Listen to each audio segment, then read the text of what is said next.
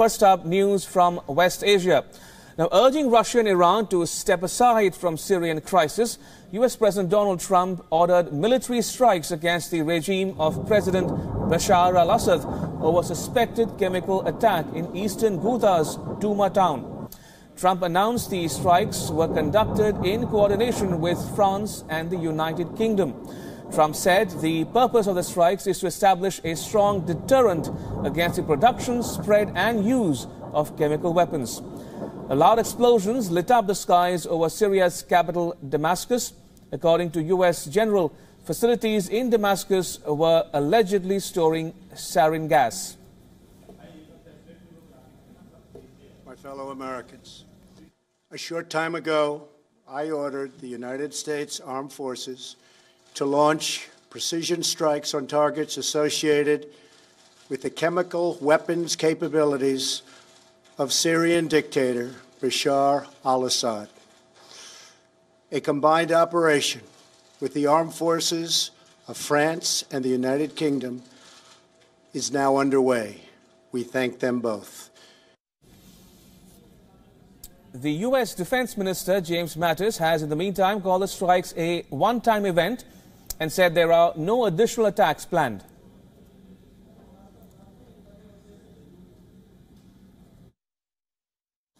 The strike tonight separately demonstrates international resolve to prevent chemical weapons from being used on anyone under any circumstance in contravention of international law. I want to emphasize that these strikes are directed at the Syrian regime. In conducting these strikes, we have gone to great lengths to avoid civilian and foreign casualties. But it is a time for all civilized nations to urgently unite in ending the Syrian civil war by supporting the United Nations-backed Geneva peace process. Meanwhile, British Prime Minister Theresa May has also reacted to the airstrikes against Bashar al-Assad's regime. This evening, I have authorised British armed forces to conduct coordinated and targeted strikes to degrade the Syrian regime's chemical weapons capability and deter their use. We are acting together with our American and French allies. In Douma last Saturday, a chemical weapons attack killed up to 75 people, including young children, in circumstances of pure horror. The fact of this attack should surprise no one. Right. Syrian state television also announced the U.S. airstrikes on Syria. Now, the Syrian state media has reported that some scientific and research facilities in the capital Damascus were hit by the U.S. airstrikes. Syrian government also said its air defenses have shot down at least 13 U.S. Tomahawk cruise missiles.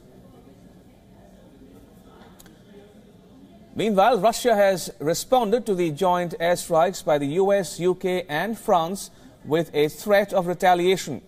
Russia's ambassador to the United States said, and I quote, "The worst apprehensions have come true. We warn that such actions will not be left without consequences. The US, the possessor of the biggest arsenal of chemical weapons, has no moral right to blame other countries," unquote.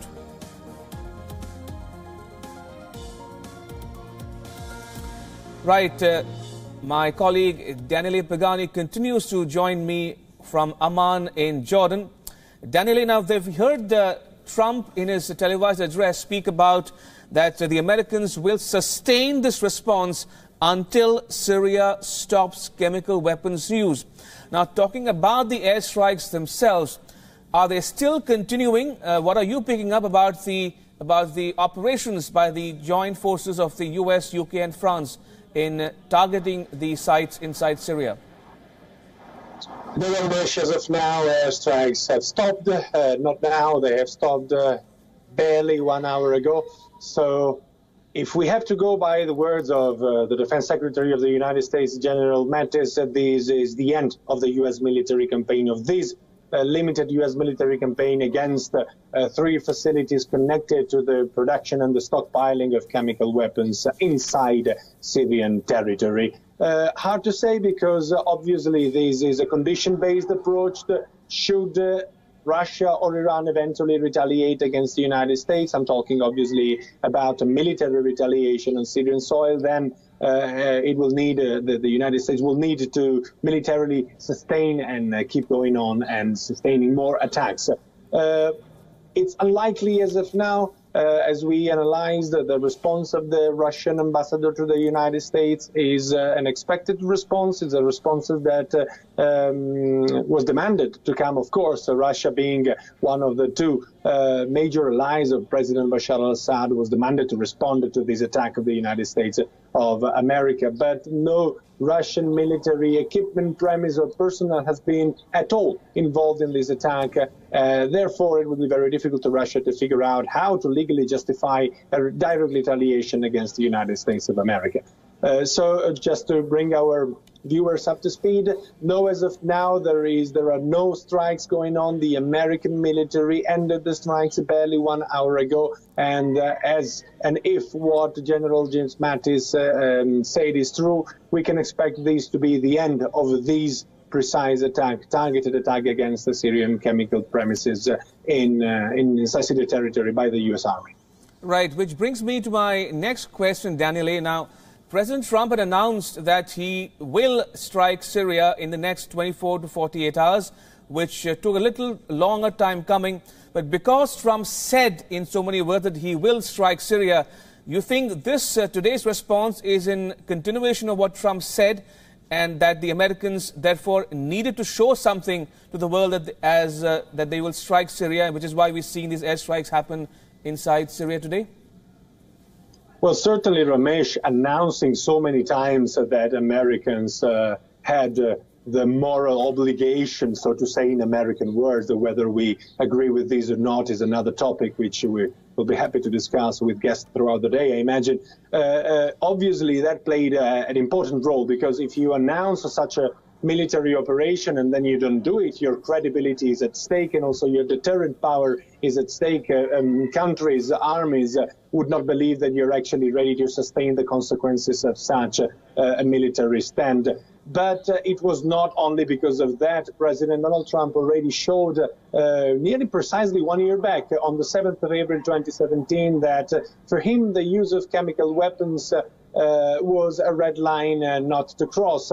Remember that 1 year ago he ordered to launch 59 Tomahawk missiles against the Sharia Syrian air base, damaging Syrian aircraft.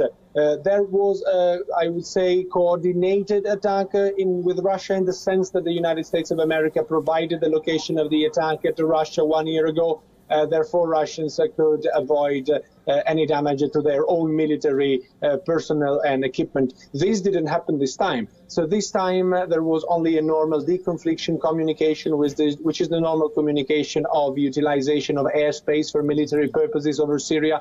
And as I don't remember if it was James Mattis or someone else during the press conference said, this is something that happens every day. So Russia may have not identified any different threat or different movement from the one they see every day in Syria. Right, Daniel, stay on if you will. I'm now joined by WION's Harry Horton, live from Washington, D.C. in the U.S. Harry, if you can hear me, did Trump, in one sense of the term, preempt these airstrikes against Syria, because he committed himself and now he had to deliver on his words? Well, he's been suggesting all week that the US will respond in some way to these Syrian airstrikes. Over the course of the week, President Trump has been speaking on the phone with President Macron of France and Prime Minister May of the United Kingdom. So clearly there has been some coordination between those three allies about what sort of action to take. And the action that we've seen tonight here in Washington was coordinated between those three countries. There were joint airstrikes hitting three Syrian government targets inside Syria. So certainly, whilst President Trump has been talking about some sort of response. It's clear, and the comments that the Pentagon made tonight suggest that they've been waiting for enough evidence to suggest so much that they can believe that the Syrian government was responsible. Clearly, they have now reached that threshold of evidence, and in coordination with those allies, they feel that they are able to carry out those airstrikes on the Syrian government. Right, and also we've heard candidate Trump, not once, not twice, but many times during the campaign, talk about how he does not want the U.S. to get involved inside Syria. And as recently as April the 5th, he said that the American troops will be brought back home soon. In the light of what happened in Syria this morning, does the U.S. run the risk of getting sucked once again back in the minefield that's West Asia or Middle East, as you call it, given the geopolitical tensions obtaining in the region, given Russia, Iran on the one hand, U.S. and its allies, and Israel on the other hand?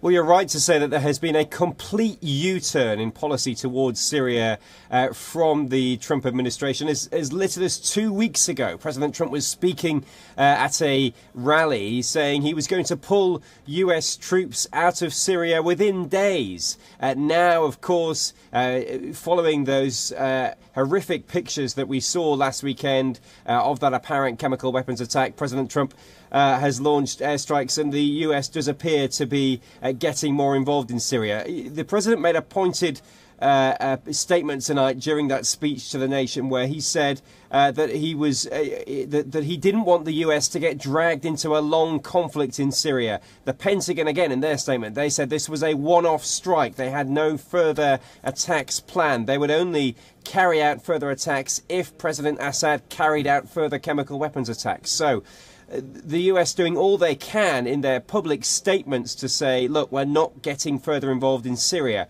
But you're right to say that clearly just the very fact of carrying out airstrikes drags them further into the conflict. And they've got very big questions to ask now about what their Syria strategy is long term and how they avoid getting dragged into a years-long conflict, and indeed getting dragged into the Syrian civil war and the proxy war that's going on between several different countries inside Syria. And also, Harry, we've heard, as you mentioned, James Mattis telling reporters not so long ago that this is a one-time shot and it was intended as a message to Bashar al-Assad and his quote-unquote murderous lieutenants that Syria will not be allowed to use chemical weapons going forward. We also heard from Trump himself in his televised address. He said that America will sustain this response until Syria stops chemical weapons use, unquote. Now, what are you hearing from the Pentagon in particular about what the game plan or the end game here might be? Well, the Pentagon's been very clear. They say this was a one-off strike. There's no further strikes planned. And as far as they're concerned, that is it. There are no more attacks planned, certainly as far as they're concerned publicly. It does contradict what President Trump said. It's not clear when President Trump said that there would be a sustained response, whether he meant a sustained military response or perhaps he meant a sustained response that would combine military measures and diplomatic measures as well. That isn't clear at the moment, but clearly there is a disconnect in those two statements from the White House and the Pentagon. We will hear more from the Pentagon in the next 10 hours or so. Most of those staffers will be working throughout the night here in Washington, D.C. They will provide further updates in the morning on what exactly the damage caused has been to those Syrian government strikes. Has the US destroyed as many weapons facilities as they wanted to destroy, and has there been any collateral damage as a result of these strikes? So we'll get more updates from the Pentagon in the next 10 hours or so, and at that point they might provide further details on what exactly the President meant when he said that this would be a sustained attack, and whether they can clarify for sure that this was just a one-off strike and there won't be any further military action from the US. Indeed. And Harry, very quickly, talking about the Russian ambassador to the U.S., Anatoly Antonov's comments there, if I can quote him, he says, this is a pre-designed scenario being implemented and that the responsibility for it rests entirely with the U.S., UK and France, and that our worst apprehensions have come true. Now, he warned of consequences. What might that be, given the tensions already obtaining in the Middle East between Russia, Syria, Iran on the one hand, and the US, Israel and its allies on the other hand. So what consequences, some foreseen, some unforeseen, do you expect or anticipate going forward? Well, the tensions between the United States, Russia and Iran will no doubt only increase as a result of these airstrikes. The Pentagon, in their briefing, said that they were very or almost certain that no Russian or Iranian forces would have been affected by this attack. They said that the usual de-escalation channels were used to in the previous days to try and avert any sort of strikes against Russia or Iran. But importantly, the Pentagon pointed out that they did not notify Russia or Iran about these airstrikes before they were due to happen. They didn't let them know about the locations of these airstrikes. So clearly, Russia will have been just as surprised as everybody else about these airstrikes from the US, and they may well coordinate some sort of response in the coming days. But I think the one thing that we can say for certain is that the tensions between the US and Russia will only increase as a result of this military action by the United States tonight. Right, and Harry, you earlier referred to, you're wondering about whether the US has a Syria strategy at all. Now, we know that we have a new team in the White House in Washington, led by Mike Pompeo in the State Department and John Bolton as the NSA. Now, do you think these two gentlemen have hit the ground running insofar as the Middle East is concerned, especially Syria? Well, certainly Ambassador John Bolton, the new National Security Advisor, he was in the room when President Trump was addressing the nation earlier this evening. He was spotted making notes on a piece of paper. He will have been instrumental in this decision. As National Security Advisor, he will play a key role in advising the President on these sorts of airstrikes. It's also worth noting that the national security team around Donald Trump is very different from the one a year ago that advised him on the that single airstrike on a Syrian airfield. So a very different team of advisors around President Trump now to what he had a year ago. But so far from what the Pentagon have told us, they insist this is just a one-off airstrike, not part of a longer sustained military campaign in Syria. So for now, it doesn't appear as though that national security team around President Trump have managed to persuade him to take any greater military action, or certainly significantly greater military action to the ones he took a year ago. Right. Harry Horton in Washington, D.C., thank you so much for joining me on this bulletin. Appreciate it. Right. Going back to my colleague Daniele Pagani, who is standing by patiently in Amman, Jordan. Daniele, you've been tracking the affairs inside Syria for many years now. It's been almost 8 years since the civil war began in 2011-12, and since then we've seen a number of casualties, thousands of people killed, displaced, women, children, civilians. What do you make of the airstrikes happening at a time when the Syrian forces claim to be on the brink of winning the war, so to speak, especially in light of them regaining control of eastern Ghouta? Ramesh, militarily, this last attack conducted by the United States forces does not turn the tide of the war in Syria as it was. There is absolutely no threat, militarily speaking, to the presidency of Bashar al-Assad. His forces have not been targeted. His air force has not been targeted. The targets, the three targets, is one research center and two warehouses and stockpiling premises for chemical weapons. These are at least the information provided as of now by the Pentagon. So this does not change the military scenario. President Bashar al-Assad is still steadily advancing and regaining control of its areas through the major help, I would say vital help, of the Russian forces and the galaxy of Iran-backed militias who are surviving on Iranian training and weaponry and funds. So to answer your question, I don't think that this last strike changes the scenario of the war within Syria. It's more of an international action which might change the international perception and the international positioning, and who would increase, obviously, tensions between Moscow and Washington even further. Already they were not enjoying a very good relation in this moment, starting from the poisoning of the former spy, going to problems connected with trade, going on with problems connected to the Russian investigation and the eventual meddling in the U.S. elections. But I don't see this changing on the field, the military scenario as of now. It also depends on what kind of reaction Russia, Iran and Syria would take. If they attack massively altogether the United States, which is very unlikely, then everything will change, but not only for Syria. This will be a major problem for the entire world. Right, on that note, Daniele Pagani in Amman, Jordan, thank you so much for joining me on that bulletin with all that update from the region.